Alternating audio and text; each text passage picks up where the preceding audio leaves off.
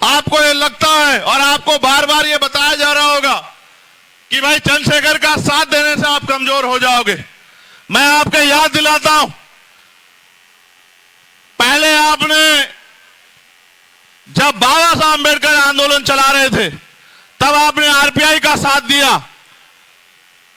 Labour party of India का साथ दिया, शेड्यूल कास्ट फेडरेशन का साथ दिया। फिर जब बाबा साहब चले गए आपने कांग्रेस पार्टी का साथ दिया, जनता दल का साथ दिया, और जब मान्यवर काशीराम आपके घरों पे आते थे तो आप उनको कहते थे कि आप फलानी पार्टी को कमजोर करने के लिए आए हो। आप उनकी बात को शुरुआती दौर में नहीं सुनते थे। फिर एक समय आया जब आपने उनका साथ दिया तो आप ताकतवर हुए, और जब आप ताकतवर हुए तो आपकी जिंदगियों में परिवर्तन आया। आज मैं उसी दौर में हूं।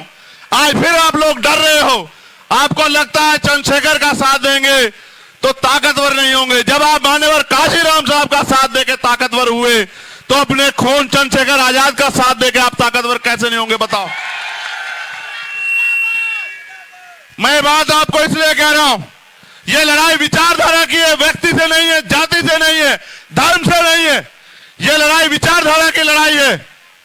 एक समय था जब मान्यवर काशीराम साहब गली गली और हर प्रदेश में जाके बहुजन समाज के लोगों को एकजुट करने का काम करते थे, और जहां बाबा साहब अम्बेडकर ने आंदोलन छेड़ा, जहां बाबा साहब अम्बेडकर ने आंदोलन छेड़ा, उस महाराष्ट्र की धरती के सभी नेताओं ने मान्यवर काशीराम साहब को यह कह के हटा दिया कि आपके बस का नहीं है, आप नए आए हो, आप नहीं कर सकते हो, हम बाबा साहब के सिपाही हैं।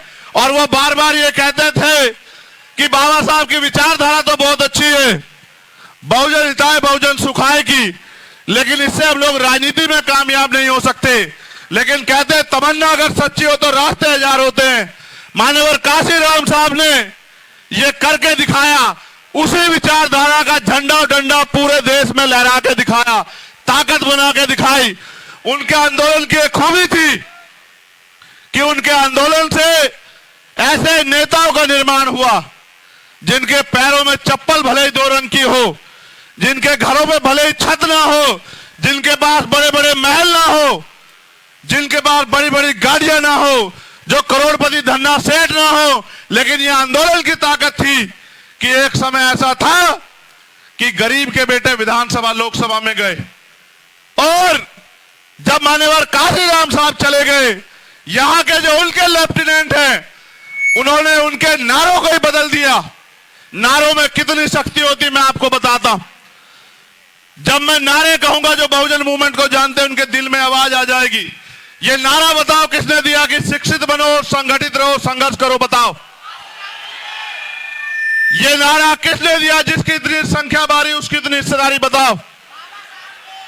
ये बताओ, वोट हमारा राज तुम्हारा, नारा नहीं चलेगा, नहीं चलेगा, नारा किसने दिया? जब ये नारे देने वाले लोगों ने इन नारों के बदौलत समाज को जगाया, जैसे बाबा साहब के लेफ्टिनेंटों ने वहां किया महाराष्ट्र में कि ये विचारधारा बहुत अच्छी, कामयाब हो सकते नहीं, ऐसे उनके लेफ्टिनेंटों ने ये किया कि 2006 में जैसे मान्यवर काशीराम साहब चले गए, उन्होंने कहा हम ये नारे को बदल के बहुजन से सर्जन कर देते हैं। बहुजन से सर्जन हुआ, और आप देखो आज क्या हालात हो गई हैं। विचार हमारी शक्ति होती है, विचार हमारी ताकत होती है, विचार हमारा आधार होता है। जब आप विचार छोड़ते हैं तो आप अपना लक्ष्य छोड़ते हैं।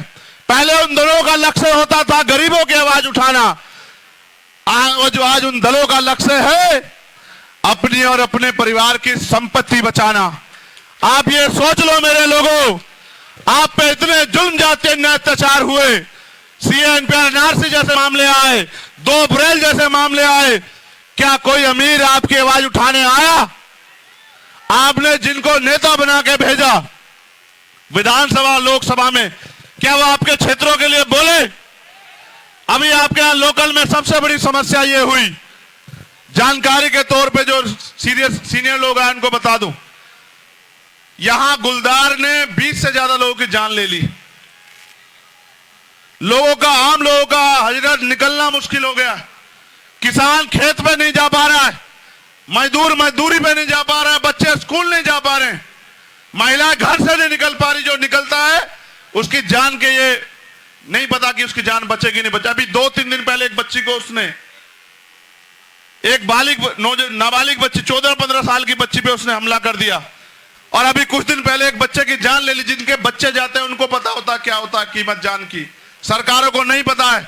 मैंने मुख्यमंत्री जी को भी कहा लिखकर, यहां के अधिकारी कर्मचारियों को भी कहा कि आप जो तनख्वाह ले रहे हैं, कुर्सियों पे बैठे हैं, आपकी जिम्मेदारी बैठती है, हम टैक्स देते हैं कि हर एक व्यक्ति की जीवन रक्षा करो। आप लोग क्या कर रहे हो बताओ?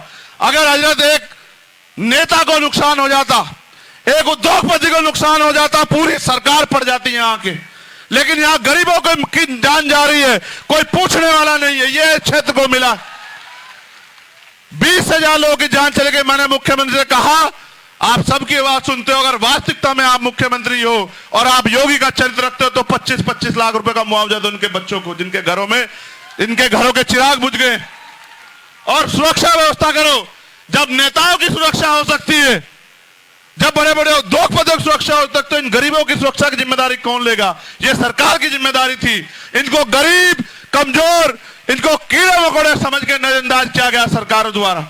और हजरत 5 घटनाएं अभी कुछ दिनों में यहां दलित समाज की बच्चों के बलात्कार की हो गई और यहां के अधिकारी कर्मचारी हाथ पे हाथ धर के बैठे।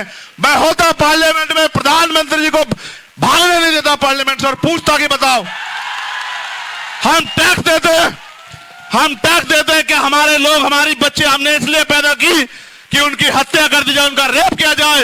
इस देश में बदला क्या आपके लिए? आप बताओ।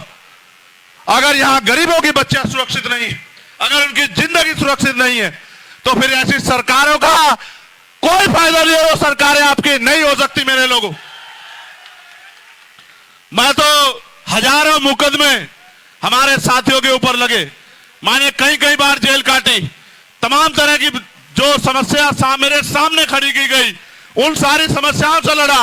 मगर आप बताओ मेरे लोगों, क्या मैंने कभी तुम्हें अकेला छोड़ा? पूरी जिम्मेदारी से बताओ।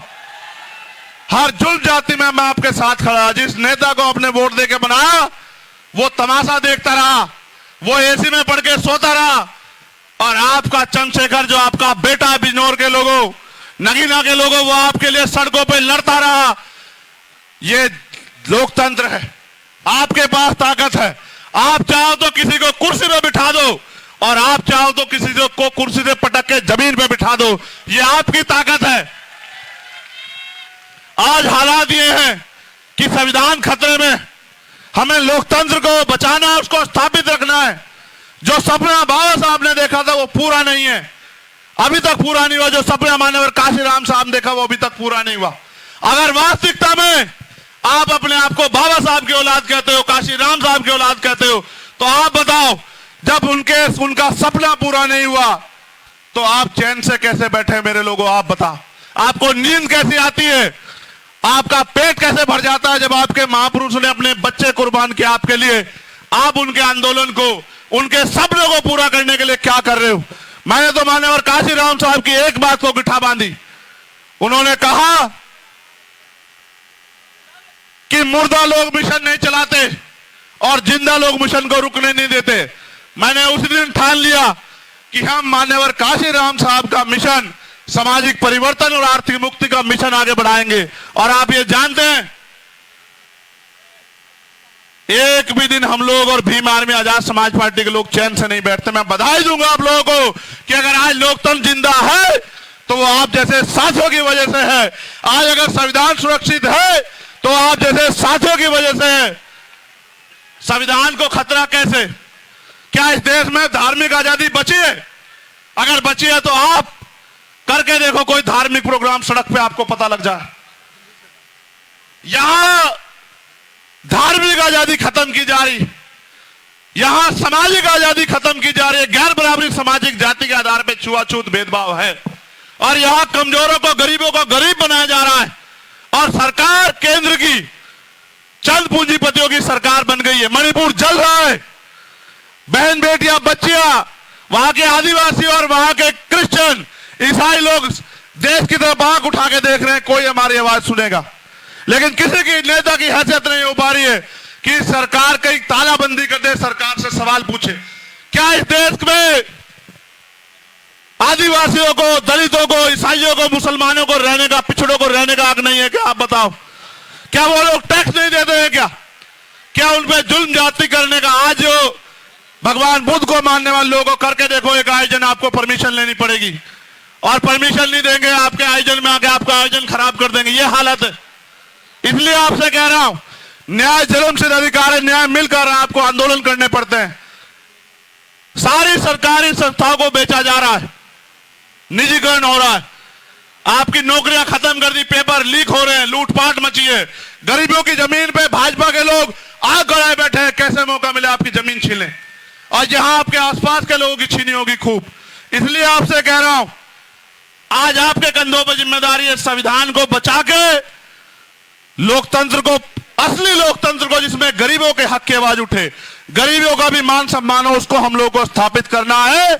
उसकी तैयारी के लिए आज हम लोग यहां हैं, क्योंकि 9 अक्टूबर मान्यवर काशीराम साहब जब यहां से विदा हुए, उनकी संतानों को संकल्प ले लेना चाहिए था कि काशीराम साहब 10 साल में आपका अधूरा कारवा पूरा करेंगे। उनसे तो नहीं हुआ, जिनको वो ताकत दे गए, हम इसको कारवा को पूरा करके दिखाएंगे। इसलिए जो है, मैं आपसे कहना चाहता हूं, कमर कसो और आगे बढ़ो। और अगर दुनिया की बात आप देखोगे, अभी मैं चर्चा कर रहा था एक पत्रकार साथी से, और मैं जानता हूं मीडिया के साथी इस बात पे जरूर ध्यान करें मेरी। जैसे हमारे देश के प्रधानमंत्री जी को इजराइल दिखाई दिया, उनको मणिपुर दिखाई नहीं देता, और मणिपुर छोड़िए, पूरे देश में जो कमजोर वर्गों पर हिंसा हो रही है वो दिखाई नहीं देती उनको। सरकारी कर्मचारी बड़ा आंदोलन कर रहे थे दिल्ली में कि हमें पेंशन दो, नौजवान सड़कों पे है, रोजगार नहीं है, महंगाई बेरोजगारी ने कमर तोड़ दी है, कोई कहने वाला नहीं है। और आज सरकार कह रही है कि हम इजराइल के साथ। आप ये जानते हो, अगर आपने इतिहास पढ़ा, और मेरा जमीर इस बात की गवाही देता है कि हमें हमेशा कमजोरों के साथ खड़ा होना चाहिए, अपने हक की लड़ाई लड़ने वालों के साथ खड़ा होना चाहिए। आप इतिहास उठा के देखो, अगर आप ये बात जानने का प्रयास करोगे इजराइल और फिलिस्तीन को, तो आपको पता लगेगा कि जिस तरह हमारे देश में हम लोग, इस देश के मूल निवासी, दलित, पिछड़े, आदिवासी और जो धार्मिक अल्पसंख्यक लोग हैं, वो जो बेबस लाचार हो रहे हैं अपने देश में वोट होते हुए भी, इसी तरह से इजराइल ने फिलिस्तीन की जमीन पे कब्जा किया और फिलिस्तीन के लाखों लोगों को बंदी बनाया, और फिलिस्तीन को अपने देश में वहां के लोगों को मरने के लिए मजबूर किया। मैं हिंसा का समर्थन नहीं करता, मगर आप ये बताओ, अगर वहां फिलिस्तीन की लड़ाई गलत है तो देश ने जो आजादी की लड़ाई लड़ी अंग्रेजों के खिलाफ, वो कहां सही है आप बताओ।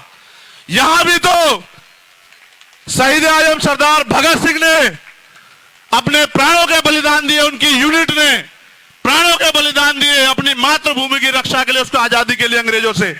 अगर आज उस बात को वो लोग गंभीरता से आगे बढ़ा रहे हैं, तो मैं क्यों कहूं मैं इजराइल के साथ।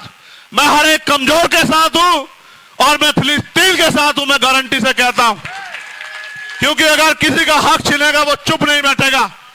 सरकार को जवाब देना पड़ेगा कि सरकार अपने निजी स्वार्थों के चक्कर में विदेश पॉलिसी खराब ना करे।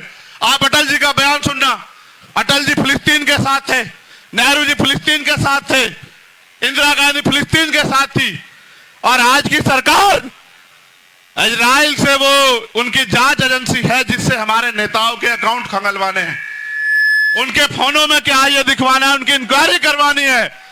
अपने निजी संबंधों को बचाए रखने के लिए अपने देश की फॉरेन पॉलिसी खराब कर रहे हो। चाइना का मुकाबला करो अगर तुम में दम है प्रधानमंत्री जी, हम आपके साथ खड़े हैं। चलो चाइना की तरफ आगे बढ़ो, चलो कूच करो, हम देखेंगे आप में कितना दम है। आज से पहले गोली हम खाएंगे, ये देश हमारा है, इस मुल्क के लिए शहादत हम सहेंगे। लेकिन अगर आप देश से गद्दारी करोगे तो ये होने नहीं देंगे, हम इस बात को याद रखना। पूरी भीम आर्मी, पूरी आज समाज पार्टी शोषितों, वंचितों, मजलूमों के साथ खड़ी है। और आप इतिहास जानते हैं, कोई ऐसा मसला नहीं, चाहे पहलवानों का मसला हो, चाहे किसानों का मसला हो, चाहे सीएन पर एनआरसी का मसला हो, कोई ऐसा मसला नहीं जिसमें हमने कमजोरों का साथ। मैं आखिरी बात आपसे कह रहा हूं, उत्तर प्रदेश के लोगों, आपने काशीराम साहब को मान्यवर काशीराम बनाया, आपने उनको इतनी ताकत दी कि वो जिस चाहे सत्ता को बना देते, जिस चाहे सत्ता को हटा देते। आपके पास ताकत है, आप चाहो तो अपनी ताकत दोबारा से आजाद समाज पार्टी के रूप में खड़ी कर सकते हो। आप अपने आप को कमजोर मत समझो, आप इन नेताओं का गुलाम मत समझो। जो नेता आपकी तरफ नहीं देखते उनको अपना रहबर मत समझो। आप हालात देख लो क्या है। नेताओं की जिम्मेदारी है आपकी लड़ाई लड़ने की बजाय वो आपको कमजोर करना चाहते हैं। फैसला आपको लेना है। मैं तो आपका बेटा। बिजनौर के लोगों, आपने मैं नहीं आया जिला पंचायत में, आपने 8-8, 9-9 जिला पंचायत जिता के मेरे भाइयों को इज्जत दी। तमाम हमारे नेता यहां खड़े जिनको आपने इज्जत दी, आपने मुझे इज्जत और सम्मान दिया। मेरी जिम्मेदारी बनती है कि आपकी लड़ाई लड़ूं। और याद रखना, अगर आने वाले कल में आपने मुझे ताकत दी तो बिजनौर के लोगों को किसी की तरफ हाथ फैला के नहीं देखना पड़ेगा। मेरा वचन है, याद रखना। और मैं उन नेताओं को भी कहना चाहता हूं जिन्होंने बहुत साजिशें की मुझे रोकने के लिए, तुम लोग नहीं रोक सकते हो, तुमसे नहीं रुकेगा चंद्रशेखर आजाद, भीम आर्मी और आजाद समाज पार्टी का काफिला। अगर रोकेंगे तो ये और बढ़ाएंगे तो ये, और अगर ठान लें भीम आर्मी आजाद समाज पार्टी के नौजवान कोई रोक नहीं सकता है। इतिहास पलट के दम लेंगे। बहुत बहुत धन्यवाद। मैं पुणे